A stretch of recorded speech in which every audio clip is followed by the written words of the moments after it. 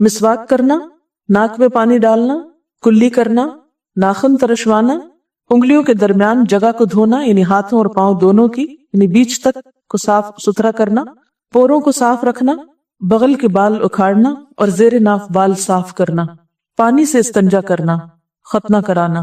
یہ بخاری اور مسلم کی حدیث ہے۔ ان کو خصال فطرت یعنی فطری عمل ہیں، ایک انسان کے لیے ضروری چیزیں ہیں۔ پھر اسی طرح کپڑوں کی صفائی اور ان کی زیب و زینت کا اہتمام۔ ایک حدیث پاک میں آتا ہے کہ ان اللہ جمیل یحب الجمال، اللہ تعالیٰ خوبصورت ہے، خوبصورتی کو پسند کرتا ہے۔ ایک دفعہ ایک شخص میلے کچیلے اور خراب کپڑے پہنے ہوئے آپ کی خدمت میں حاضر ہوا۔ آپ نے پوچھا کیا تمہارے پاس مال نہیں ہے؟ اس نے عرض کیا بہت کچھ ہے، اونٹ، گھوڑے، بکریاں، سبھی کچھ ہیں۔ آپ نے فرمایا پھر تمہارے رہن سہن سے اللہ تعالیٰ کے انعامات کا اظہار ہونا چاہیے، کیونکہ اللہ تعالیٰ فرماتے ہیں وَأَمَّا بِنِعْمَةِ رَبِّكَ فَحَدِّثْ، اور اپنے رب کی نعمتوں کو ظاہر کرو۔ یہ سورۃ الضحیٰ کی آیت ہے۔ جب اللہ تعالیٰ کسی شخص کو دنیاوی طور پر خوشحالی عطا کرے تو اس کے لیے لازم ہے کہ وہ اپنی اس خوشحالی کا اثر اپنے لباس پر اور اپنے ظاہر پر نمایاں کرے۔ ریاکاری اور اسراف سے منع کیا گیا، لیکن صاف ستھرا رہنے کو پسندیدہ قرار دیا گیا۔ نبی صلی اللہ علیہ وسلم نے فرمایا ان اللہ یحب ان یرا اثر نعمتہ علی عبدہ، بے شک اللہ تعالیٰ اس بات کو پسند کرتا ہے کہ اس کی دی ہوئی نعمتوں کا اثر اس کے بندوں پہ دکھائی دے۔ بسا اوقات ہم سادگی کا اور سمپل رہنے کا مفہوم یہ سمجھتے ہیں کہ ہم اچھا لباس نہ پہنے، اور اگر اچھا لباس پہنتے ہیں تو اتنے انتہا پسند ہو جاتے ہیں کہ ساری زندگی کی کوششوں کو اسی میں ہی کھپا دیتے ہیں، اور سب سے اہم کام زندگی کا صرف خوبصورت لباس پہننا ہی بنا لیتے ہیں۔ تو یہ مقصد زندگی تو نہیں۔ نعمت کا استعمال اور نعمت سے فائدہ اٹھانا پسندیدہ ہے۔ ناپسندیدہ چیز کیا ہے کہ انسان اپنے اور بڑے مقاصد اور کاموں کو چھوڑ کر صرف ان کاموں ہی کے پیچھے سب وقت لگا دے، یا یہ کہ جب پہنے تو جن کو میسر نہیں ان کو حقیر سمجھے، یا یہ کہ دکھانے کے لیے اور تکبر کے لیے پہنے، تو یہ چیز ناپسندیدہ ہے۔ ورنہ قیمتی لباس کا پہننا، صاف ستھرے لباس کا پہننا، اچھے ڈیزائن والے لباس کا پہننا منع نہیں ہے۔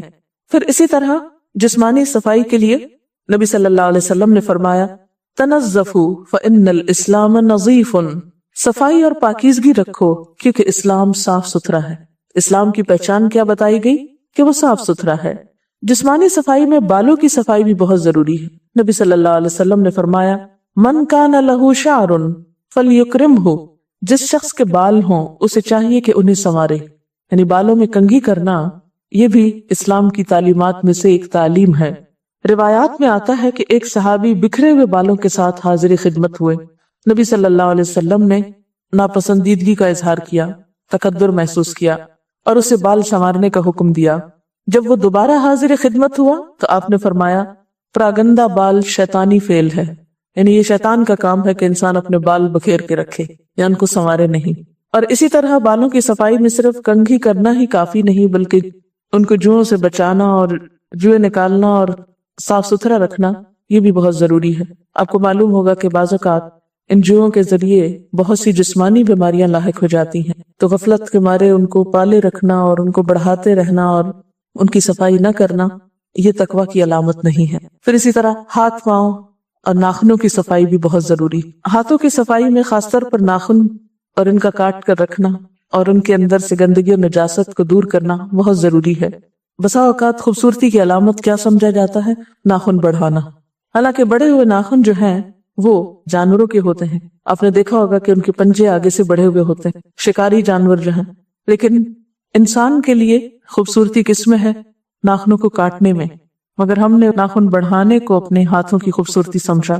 اچھا، ہاتھوں کی صفائی میں یہ بات بھی یاد رہے کہ ہر کھانے سے پہلے اور بعد میں ہاتھوں کو دھونا لازم قرار دیا۔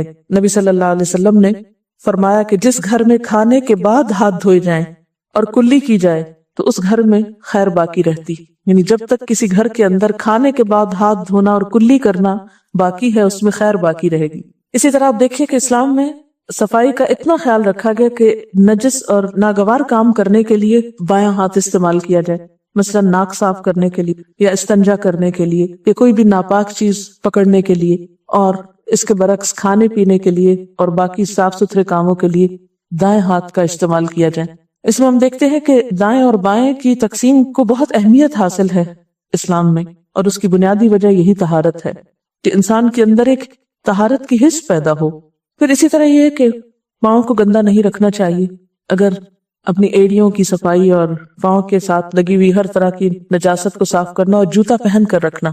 بعض لوگ سستی کے مارے جوتا نہیں پہنتے اور ہر اچھی گندی جگہ پر چلتے رہتے ہیں اور اسی کے ساتھ پھر سو جاتے ہیں اور بستر میں گھس جاتے ہیں۔ تو یہ تمام چیزیں انسان کے پورے ماحول کو آلودہ کرتی ہیں۔ پاؤں کی صفائی میں موزوں کی، جوتوں کی، جرابوں کی صفائی بھی بہت اہم ہے۔ بعض لوگوں کے پاؤں میں بہت پسینہ آتا ہے جس سے بہت ناگوار اسمیل ہو جاتی ہے۔ ہم دیکھتے ہیں کہ اگرچہ جرابوں پر یا موزوں پر مسح کرنے کی اجازت ہے وضو کے لیے، لیکن اس میں بھی ایک مقیم شخص کو ایک دن رات سے زیادہ جرابیں پہن کے رکھنے کی اجازت نہیں، یعنی لازمی طور پر ایک دن رات کے بعد وہ ان کو اتارے اور دوبارہ پاؤں کو دھوئے۔ اسی طرح مسافر کے لیے کچھ زیادہ رخصت ہے 3 دن کی، لیکن اس سے زیادہ لمبے عرصے تک جرابیں پہن کر رکھنا ناپسندیدہ ہے۔ پھر اسی طرح آپ نے دیکھا ہوگا کہ بعض لوگوں کو پاؤں کی بیماری ایتھلیٹ فٹ پیدا ہو جاتی ہے، جس سے پاؤں کے اندر کی انگلیاں جو ہیں وہ گلنے لگتی ہیں یا ان میں خارش شروع ہو جاتی ہے، تو اس لیے ان کو دھو کر رکھنا چاہیے۔ پھر اسی طرح آس پاس کا ماحول صاف ستھرا ہونا بھی بہت ضروری ہے۔ نبی صلی اللہ علیہ وسلم نے فرمایا بنی الدین علی النظافہ، دین کی بنیاد نظافت ہے، اور ماحول کو صاف ستھرا رکھنے کے لیے ضروری ہے کہ انسان پہلے تو خود صاف ہو، پھر اپنے استعمال کی تمام چیزوں کو صاف رکھے۔ جو کچھ ہم استعمال کرتے ہیں، صرف لباس اور جوتے نہیں، بلکہ جس جگہ پر ہم سوتے ہیں، جہاں ہم کھاتے ہیں، جہاں ہم رہتے ہیں، جہاں بیٹھ کر ہم پڑھتے ہیں، ہماری کتابیں، ہمارے قلم، ہماری تمام چیزیں صاف ستھری ہونی چاہیے۔ پھر اسی طرح بچوں اور بوڑھے لوگوں کی صفائی کا بطور خاص خیال رکھنا چاہیے، کیونکہ وہ بسا اوقات خود کو خود صاف نہیں کر سکتے۔ بچوں کو بچپن سے صفائی کی عادت ڈالنی چاہیے اور انہیں چیزوں کو ترتیب سے رکھنے کی عادت ڈالنی چاہیے، کیونکہ چیزوں کی ترتیب کے ذریعے بھی ماحول کی صفائی ہوتی۔ مثلاً اگر آپ نے کپڑے دھوئے ہیں اور اگر ان کو طے کر کے نہیں رکھا یا مناسب جگہ پر نہیں رکھا تو گھر صاف نظر نہیں آ سکتا۔ تو ماحول کی صفائی میں ترتیب بہت ضروری ہے۔ بچوں کو صاف ستھرا رکھنے کے لیے ان کو بالکل ابتدائی عمر سے ٹوائلٹ ٹریننگ دینی چاہیے۔ آج کل سہولت کے تحت مائیں ان کو نیپیز لگا دیتی ہیں اور پھر دیر تک بچے نجاست میں لتڑے رہتے ہیں اور اسی کے ساتھ عادی ہو جاتے ہیں۔ تو گویا ابتدا سے ہی ماں نے بچوں کے اندر سے صاف ستھرا رہنے کی حس مار دی۔ اس سے بھی بہت سی نجاست جو ہے وہ پھیلتی ہے اور بہت سی بیماریوں کا سبب بھی بنتی ہے۔ بسا اوقات بچوں کو ریشز ہو جاتے ہیں جو ان کے لیے بہت اذیت کا سبب ہوتے ہیں۔ تو اس میں اگر بچوں کو شروع سے ہی ٹریننگ دے دی جائے تو اس میں بہت سہولت پیدا ہو جاتی ہے اور بچوں کو پھر آئندہ بستر پہ پیشاب کرنے کی عادت نہیں رہتی۔